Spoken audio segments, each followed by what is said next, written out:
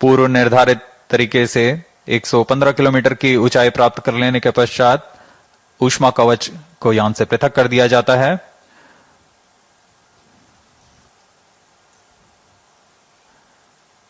Cryo stage is authorized. जहां द्वितीय चरण का कार्यकाल अब समाप्त होने को है। तृतीय चरण जो कि क्रायो अपर स्टेज है उसे अनुमोदित कर दिया गया है। कुछ ही क्षणों में द्वितीय चरण Second stage thrust cutoff. Second stage separated. Cryo stage ignition commanded. +5 minute. द्वितीय चरण को सफलतापूर्वक पृथक कर दिया गया है। Cryo stage ignition confirmed. Here's a piece of good news. The third stage, the cryogenic upper stage, has commenced its operation. जी हाँ, एक बहुत जटिल इंजन होता है क्रायोजेनिक इंजन और इसका प्रज्वलन शुरू हो चुका है। यह बहुत ही हर्ष का पल होता है यहाँ वैज्ञानिकों के लिए। वर्तमान में क्रायो अपर स्टेज प्रज्वलित है। यह लगभग 840 सेकंड तक प्रज्वलित रहेगा। इस दौरान यह 75 किलो न्यूटन का प्रणोद उत्पन्न कर रहा है।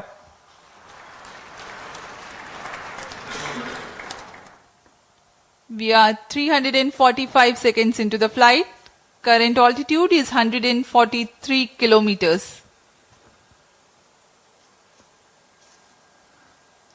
सभी तंत्र सामान्य प्रदर्शन करते हुए और यान उद्देश्य कक्षा की ओर बढ़ता हुआ। The cryogenic upper stage with 15 tons of propellant loading is currently operating. Liquid hydrogen as the fuel and liquid oxygen as the oxidizer. Burn time of the stage is Cryo 14 stage minutes for this performance mission. normal. The speciality of the stage is that its specific impulse is 453.5 seconds. It's a measure of the amount of thrust produced by a rocket engine per unit of propellant consumed over a specific period of time. Cryogenic stage is technically a very complex system compared to liquid or earth-storable liquid propellant stages due to its use of propellants at extremely low temperatures and the associated thermal and structural problems. Are to be pumped using turbopumps running at around 40,000 RPM. It also entails complex ground support systems like propellant storage and filling systems, cryo engine and stage test facilities, transportation and handling of cryo fluids and Cryo related stage safety performance aspects. normal.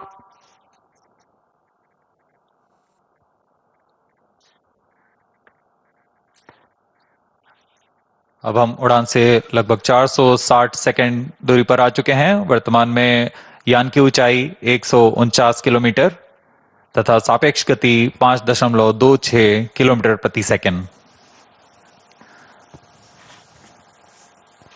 अपेक्षित पथ का अनुकरण करते हुए यह यान इसरो द्वारा फिर से एक बार परिपक्व प्रमोशन का प्रदर्शन किया जा रहा है।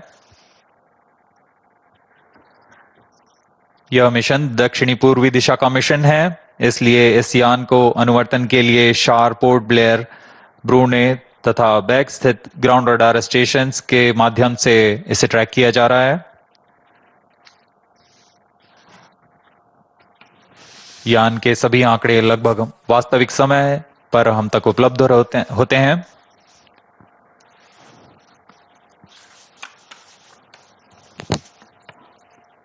Cryo stage performance normal.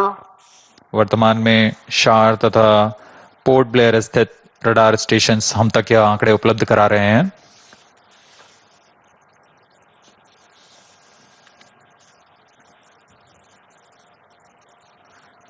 Cryogenic upper stage तृतीय चरण है GSLV रॉकेट का। वर्तमान में वह प्रज्वलित है और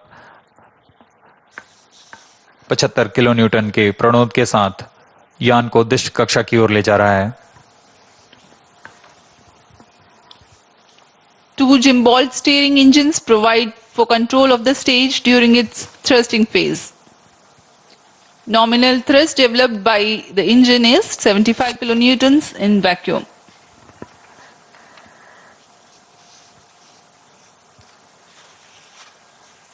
यह प्रज्वलन काल लगभग 840 सेकंड का होने वाला है। इस दौरान आपको नाविक उपग्रह के बारे में जानकारी प्रदान करते हैं। नाविक नक्षत्र मुख्यतः दो तरीके की सुविधाएं प्रदान करने के लिए सक्षम है: मानक स्थिति निर्धारण सेवा तथा 10 प्रतिबंधित सेवाएं। प्रारंभिक सुविधा क्षेत्रों में 20 मीटर की स्थिति विभेदनशीलता तथा समय परिशुद्धता में 40 नैनोसेकंड की परिशुद्धता के साथ इसे Cryo stage अभिकल्पित किया performance गया है। normal. द्वितीय पीढ़ी के 5 नौवन उपग्रहों में द्वितीय कड़ी जोड़ने जा रहा है यह NVS-2।